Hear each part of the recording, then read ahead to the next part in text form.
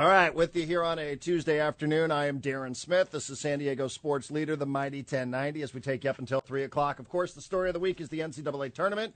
A reminder, we're going to be out at the Beechwood in Pacific Beach coming up for Thursday and Friday shows, so you can come out and hang out with us. The Aztecs locally are going to be playing on Friday night, somewhere about 6:30 or so. Yesterday we spoke to the head coach of their opposition. He is Lon Kruger, and today we go out to the Western Exterminator Hotline and we say hello to Jamaal Franklin, junior guard, as he prepares for Oklahoma. Jamaal, pleasure to have you on the show. Thank you very much for the time. Hi, how you guys doing? Thanks for having me. We are doing very well. Congratulations. What's it like? Give us an idea what it's like as a player now. 3 straight years you've sat there, you've watched as all the different names come up, as the brackets are announced. What's it like? Oh, man, it's a blessing. It's truly a blessing for us to be able to make the NCAA tournament. Also, not having the season that we wanted and expected is still a blessing for us to be able to make it. That's showing that we got a lot of respect in the community and the candidate bowl of them voting for us to be in the NCAA. Well, what was your best guess? You know, as you sit there, as you guys gather as a team and you prepare to watch this, you know, I'm sure everybody's got a little bit of nervous energy. Obviously, you knew that you guys were in. But what was your best guess? What did you guys think you were going to be in terms of seeding? My first guess thinking I was going to think we was going to be an 8 or 9 seed. So when we got to 7 seed, that was really big for me. I was really surprised about the 7 seed, but I thought we were going to get 8 or 9 seed. But I'm thankful for having a 7 seed. And like you said, I mean, I think that that's the ultimate measure of success, that people feel good enough about you guys, what you've done not only this season, but for the last couple of seasons. As somebody who's been around here for a little bit, what's it like inside the locker room, the expectation that this is what San Diego State basketball is all about? It's a lot of expectation now. A lot of people were disappointed in our season this year. And 6 years ago, everybody jumped for joy having a parade for having 20 wins. So I think there's a lot of expectations that go around San Diego and our locker room now, knowing that we are a good team now and that our stakes is getting higher every year. So we got to be satisfied with that and count our blessings for being the program we are now. You know, it's interesting you say that because this has been a little bit of a different year. You know, you mentioned a couple years ago, everybody was just ecstatic that you guys got in, and if you won a game or two, it was a bonus. It was just gravy on top. Now, that's the outside. How about inside? Has the outside, the feelings towards the program been matched internally? Oh, no, not at all. As many times I always say that our team sticks together and we play for our teammates and our coaches, so we don't let the outside affect our inside game because at the end of the day, the outside people is not there practice every day and giving the blood, sweat, and tears that we go through. We just got to play for each other, not worry about message boards and what other people say and what other people think we should do. We just got to worry about playing for one another. We're talking to Jamaal Franklin at San Diego Sports Leader, the Mighty 1090. With that being said, has it been harder than you would have thought when the season started? Yeah, season has definitely been harder than I thought. For me, myself, it's been way hard for me this year. This year I've been getting mostly the best defender every game, and teams is able to scout me a lot more this year. They're able to bring extra defenders over and help me. So it's been a lot hard for me, and I know it's been a lot hard for Chase, too, being the main scorer, too. He's been getting the best defender. And losing Xavier midway through the season, that's been hard, losing our starting point guard. But it's definitely been harder than last season. But a lot of people don't expect that for it to be that hard. But it has been hard. Mountain West has been way better this year than it was last year and the years before. So it's been way hard. Not expect for it to get way harder next year. Yeah, well, you know, it's not easy when you guys aren't a secret anymore, you know. I mean, The word's out about San Diego State, and that's a good thing, I would think. Ultimately, that's a good thing. It definitely is. All right, so you guys are going to get set. You're going to play Oklahoma coming up on Friday night. I saw a picture of you on Selection Sunday. You had a DVD in your hand, and I'm told that specifically contained, it was about Oklahoma basketball. What have you learned between Selection Sunday and the time you and I are having this conversation about the Sooners? I learned that they're not as much bigger as us. They have a guy that transferred from Wyoming that we know. He has a solid game, a little mid-range. He can shoot a three if he wants to shoot it, but not too well. But all their players have a good mid-range game. Their point guards can't really shoot it too well from beyond the three, but their players shoot the mid-range real good, and they like to go off a lot of ball screens and pick and pop with number 24. He's a good player. He's probably say they're one of his best players. He drives right real hard. He gets to the rim, and he likes to finish through contact and shoot the mid-range. So I can't wait to play, and we still scout him more to this day.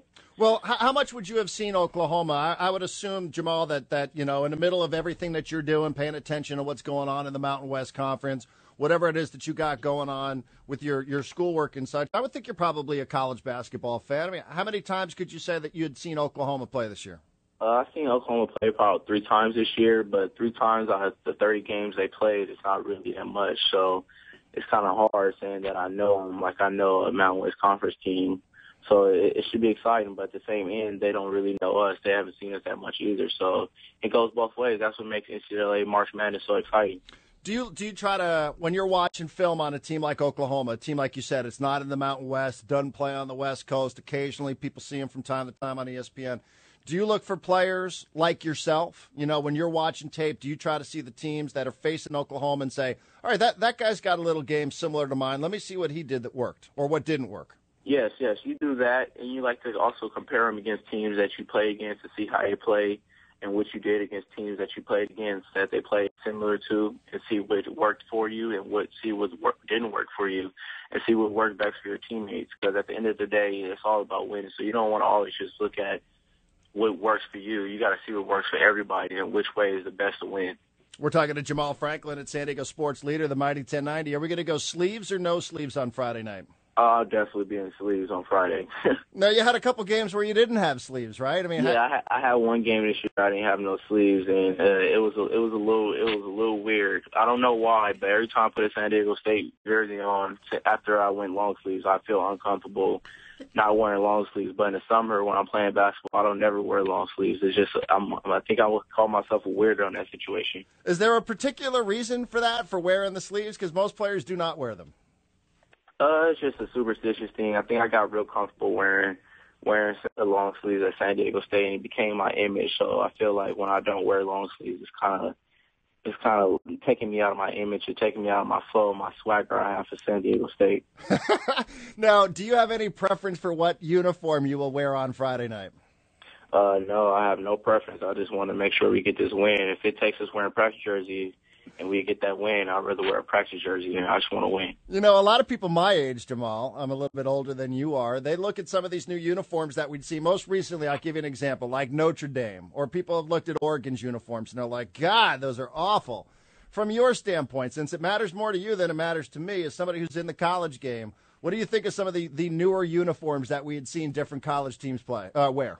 I think the new uniforms is great. It's a new look. The style of the play now is getting a lot better, getting a little more swaggish, and the jersey has worked a lot for college football players, college teams. So what the football has been doing is changing the jersey a lot. So college teams starting doing it's helping recruiting a lot, because when you're in high school and you see a team with a cool jersey, a nice jersey, and they're changing uniforms and having nice shoes and wearing different shoes, it helps the recruiting a lot. So I feel like it's real big for colleges to do that. So you actually see that's what it is. So many people who are my age, people who watch these games, they're like, no, those aren't very good looking. They're ugly. Yeah, I would say if in the old school eyes, I understand what they're saying. They want to keep everything classic and the way it was, but at the same time, you can't stay too classic and get a lot of players that you want to get. A lot of players want to wear different shoes and wear nice little jersey uniforms. I would say that jerseys and material things and who you're responsible are have a big thing going with recruiting. Well, there you go. I mean, you heard it there straight from Jamaal Franklin. All right, let me pick your brain on a couple quick topics here before we let you go. Since you had the dunk of the year, I think not only for San Diego State, not only in the Mountain West Conference, but in all of college basketball that I saw, and you know which one I'm talking about, the one against Fresno State. Did you see LeBron last night against the Celtics? Yes, I seen it. Oh my God, it was something unbelievable. I don't think it's better than DeAndre Jordan on Brandon Knight, but it's definitely up there. Now, what would make DeAndre's better than LeBron's? DeAndre Jordan was just so high, and DeAndre Jordan is just so high. Yeah, I don't know. DeAndre Jordan is just so explosive more to me than LeBron's, but LeBron's was nice too. Don't get me wrong. DeAndre's was a 10, LeBron's was like a 9.8, so that's the difference of it. The only thing I'll say about LeBron's is he did it on the road, and the whole place went quiet. Now, I know you want it, and you know what that's like. When you do that on the road and you get the opposing crowd kind of oohing and ahhing, there must be something nice about that, as good as it is to do it in front of your home fans. Yeah, it definitely is, because the home fans are going to cheer and be loud. When you hear 15,000 or 20,000 people just go silent or oh, you get like a chill goes to your body. It's a whole different feel. I can't really explain too much, but it's definitely a different feel. Did you play any other sports as a kid? Yes, going in high school, I played football, I did track and field, and I did basketball all the 4 years of my high school career. Now, the reason I ask that question is because you seem to like and initiate contact a lot more than a lot of other basketball players. Now, I watch enough basketball to know there are some guys that don't like being touched, they don't like initiating contact, and if they do, they start yelling and screaming.